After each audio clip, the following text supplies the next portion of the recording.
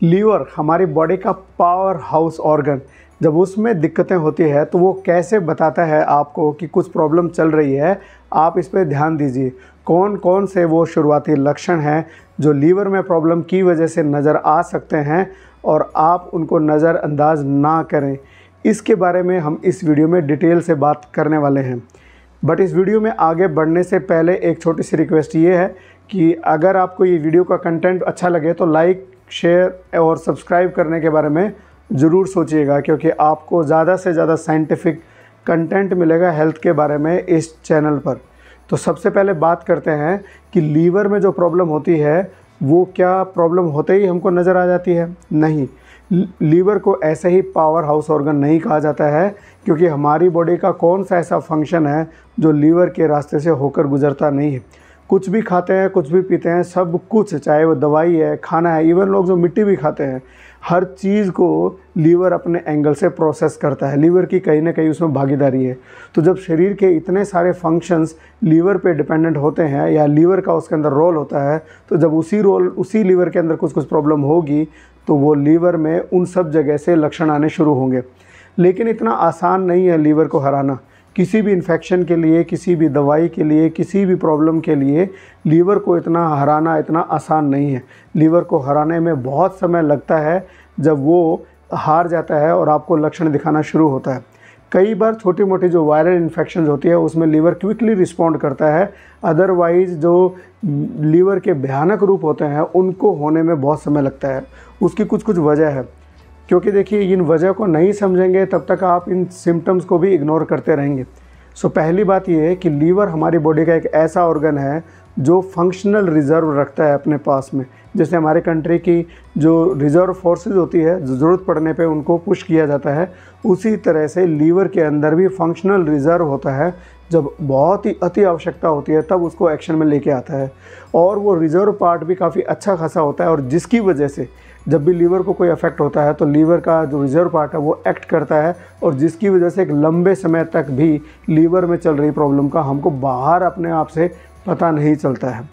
पहला रीज़न ये है। दूसरा रीज़न ये कि जब मान लीजिए किसी को कोई फुंसी हो गई, कोई पिंपल भी हो गया, तो उसमें दर्द होगा, या फूट जाएगी तो उसमें पेन होगा, उसमें से कुछ निकलेगा, तो हमको लगेगा कि यार पेन हो रहा है तो कोई दिक्कत हो रही है, या आपके हाथ में कोई चोट लग गई है, या कोई कट लग गया है, या कोई झटका लग गया है, बोन में फ्रैक्चर हो गया है, तो आपको पेन होगी।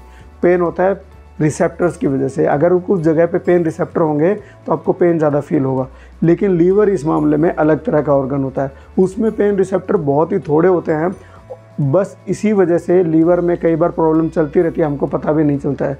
जब लीवर एक्सपेंड करता है, लीवर के अंदर जो हिपैटोमेगैली होती है, लीवर बड़ा होने लग जाता है, तब उसके ऊपर एक कैप्सूल होता है, वो स्ट्रेच करने लग जाता है, और जब वो स्ट्रेच करने लग जाता है तब हमको जाके पता लगता है भैया कुछ दिक्कत हो रही है, पेट में इस तरफ दर्द होना शुरू होता है। तीसरा रीज़न है कि लीवर में जितनी भी डिजीज़ होती है उसका प्रोग्रेशन काफ़ी स्लो होता है। कुछ बीमारियों को, कुछ इन्फेक्शंस को, जैसे वायरल हेपेटाइटिस है, उनमें जल्दी से रिस्पॉन्स करता है, बाकी वो प्रॉब्लम धीरे धीरे चलती रहती है। पहले लीवर हेल्दी होगा, फिर उसके अंदर जो है फैट डिपोजिशन है, फिर फैट के अंदर इन्फ्लेमेशन होगा। इन्फ्लेमेशन को भगाने के लिए हमारे उसके अंदर कई बार फाइब्रोसिस हो जाती है। कई बार वो फाइब्रोसिस इतनी ज़्यादा हो जाती है कि लीवर अब जो है रीजनरेट नहीं कर पाता है। तो ये सारी फेजेस होते हैं, और बहुत थोड़ी संख्या में लोगों को कई बार लीवर में कैंसर जैसी प्रॉब्लम होती है, बट वो थोड़ा प्रपोर्शन होता है। लेकिन अगर सही टाइम पे इनको पहचान लिया जाए तो फिर उनको आसानी से बचा भी जा सकता है।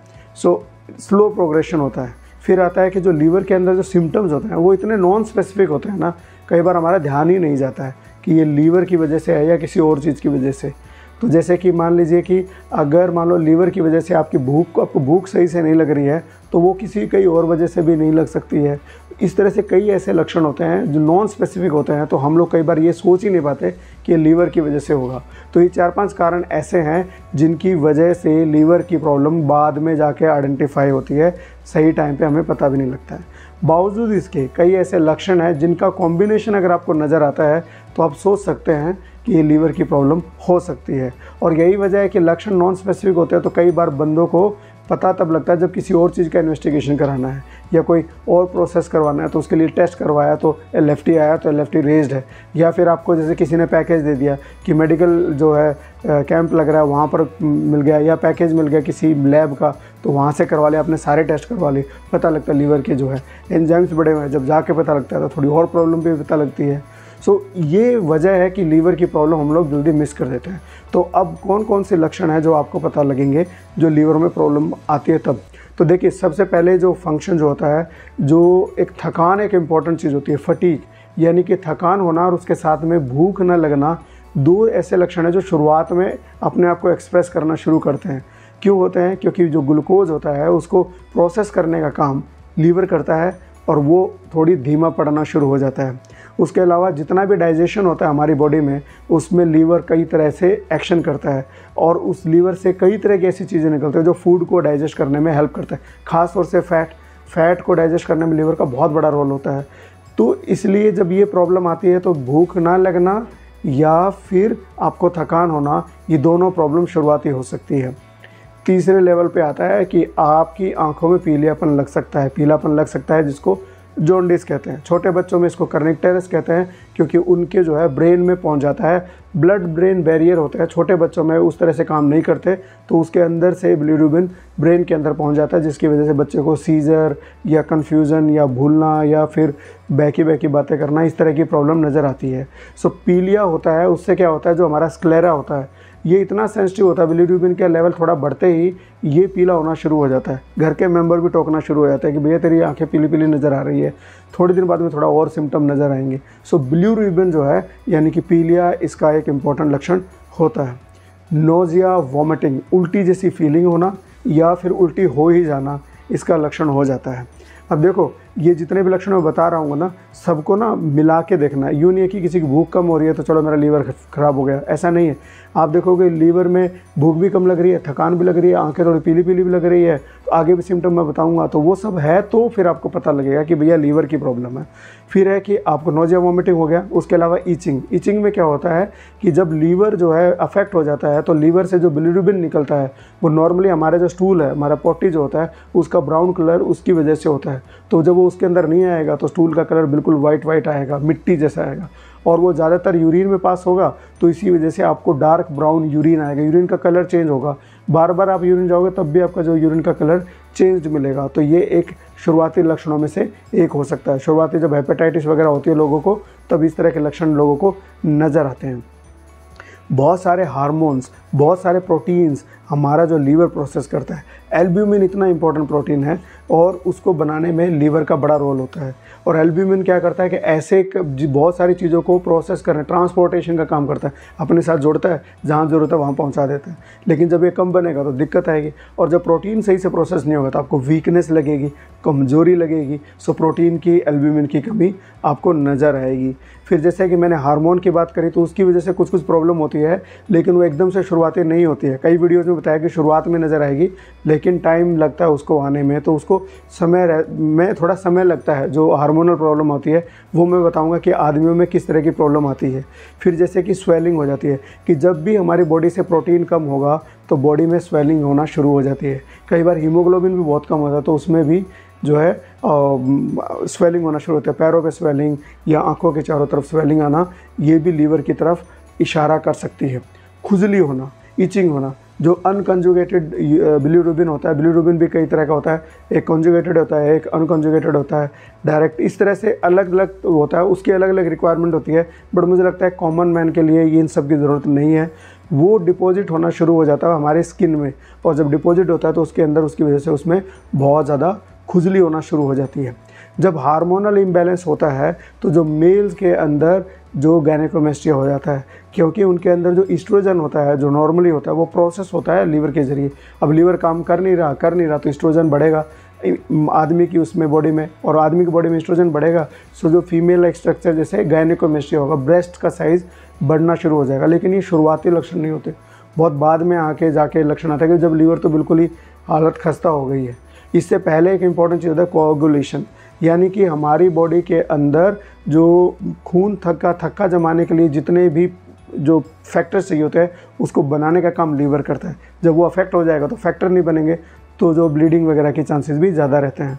ज़्यादातर तब पता लगता है जब आप कोई सर्जरी वगैरह करवाते हो, डॉक्टर को कुछ टेस्ट करवाते हैं, लीवर फंक्शन टेस्ट करवाते हैं और उसके अंदर कुछ टेस्ट होता है जो ब्लीडिंग का देखते हैं, ब्लीडिंग टाइम देखने के लिए, क्लोटिंग टाइम देखने के लिए उनको चेक किया जाता है कि जब पेशेंट को हम लोग सर्जरी करेंगे तो ब्लीड ज़्यादा देर तक तो नहीं होगा, साथ साथ क्लोट अच्छा सही होगा, लीवर काम कर रहा होगा तो सही से क्लोट होगा तो सही, ज़्यादा ब्लीडिंग नहीं होगी। तो फिर है कि जितनी भी जो दवाइयाँ हैं वो प्रोसेस करने का काम तो लीवर करता है, लेकिन अगर लीवर अफेक्ट हो गया है तो क्या होगा कि जो दवाई आपको 500 मिलीग्राम में असर देती थी, हो सकता है कि वो दवाई अब आपको 250 ग्राम में उतना असर करे, क्योंकि लीवर जो है पूरा सही से उसको वो नहीं कर पा रहा है, तो आपकी डोज़ की रिक्वायरमेंट भी ऊपर नीचे हो सकती है। तो इसके लिए आपको अपने डॉक्टर से बात करने की ज़रूरत पड़ सकती है, डोज़ की एडजस्टमेंट करने की ज़रूरत पड़ सकती है, ग्लूकोज के लेवल के साथ में इंटरफेरेंस करेगा। इनके अलावा कुछ कुछ जो बाद में जाके जो फेजेज़ आते हैं, जैसे कि हिपैटिक एनकेफेलोपैथी होती है कि जो टॉक्सिन जो हमारी बॉडी निकाल नहीं पा रही है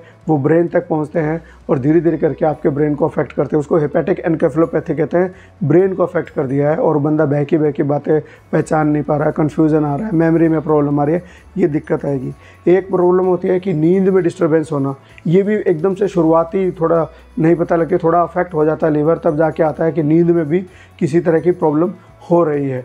फिर ये सब वो चीज़ें हैं जो लीवर में आम तौर पर शुरुआती तौर पर आप फेस कर सकते हो, जो अगर आपके लीवर में अफेक्ट है। अगर आप बहुत ज़्यादा अल्कोहल पीते हो या अल्कोहल पीने की हैबिट है और इन सब सिम्टम्स का कॉम्बिनेशन आपको नज़र आ रहा है तो आपको ज़रूर देखने की ज़रूरत है। डॉक्टर के पास जाइए, दिखाइए, इन्वेस्टिगेट करवाइए, क्योंकि देखिए लीवर बहुत इंपॉर्टेंट है। और सभी देखिए कहते हैं ना कि जिस उंगली में चोट लगती है उसी को पता है, तो अगर इस उंगली में चोट लगती है लोगों को तो लगता है यार ये ज़्यादा दिक्कत हो गई है, इसमें लग जाते तो ज़्यादा बढ़िया होता। तो लीवर भी वैसे ही है, बहुत मेजर ऑर्गन है। अगर लीवर में प्रॉब्लम होती है तो फिर कई बार लोगों को लगता है कि यार लीवर में नहीं होनी चाहिए, इधर हो जानी चाहिए थी, तो ऐसा नहीं होता। लीवर भी बॉडी के अलग सभी हिस्सों की तरह बहुत इंपॉर्टेंट है। कई बार जो है लीवर में धीरे धीरे करके स्वेलिंग आती है, पेट में पानी भरने की प्रॉब्लम आती है, तो कई बार जो अल्कोहलिक लोग होते हैं उनके अंदर तो कई बार वो निकालने की ज़रूरत भी पड़ती है। सो ये सारे शुरुआती लक्षण थे। और अगर मोटे तौर पे अगर मैं समझाऊँ आपको कि 2-3 लक्षण 4 लक्षण की बताइए जो नज़र आए तो आपको देखिए, भूख कम लगना, बहुत ज़्यादा थकान होना, एनर्जी कम रहना और आँखों में पीलियापन जैसा और यूरिन का डार्क होना, ये 4-5 लक्षण भी अगर आप नोटिस करते हो तो लीवर के मतलब डिस्टर्ब होने के चांसेस काफ़ी ज़्यादा होंगे। सो थैंक यू दोस्तों, मैं उम्मीद करता हूँ कि आपको ये वीडियो पसंद आया होगा तो लाइक करो, शेयर करो और सब्सक्राइब करो। और कमेंट सेक्शन में ज़रूर लिख के जाया करो कि आपको क्या अच्छा लगा, किस चीज़ पे आप वीडियो देखना चाहते हो, क्योंकि मैं वीडियो बनाता हूँ अपनी मर्ज़ी से, जो मुझे लगता है यार ये ठीक है, इस वीडियो पे बात करी जा सकती है। लेकिन जब आप उस वीडियो को देखोगे ही नहीं, उस पर कमेंट ही नहीं करोगे, तो ये चैनल आपका अपना खुद का है, तो आप उसको कैसे इंप्रूव कर पाओगे? क्योंकि आप खुद सोचिए कि जिस चैनल से आप जुड़े हो तो आप भी तो चाहते हो उसमें बहुत सारे सब्सक्राइबर्स हों, उसमें बहुत सारे व्यूज़ आएँ, बहुत सारे लोग उस वीडियोज़ को देखें, आप दूसरे दोस्त से डिस्कस कर सकें कि शॉन टिप्स में ये वाली बात बताइए, आपको पता है क्या? So that's the whole point. So thank you so much and I really appreciate, thank you so much.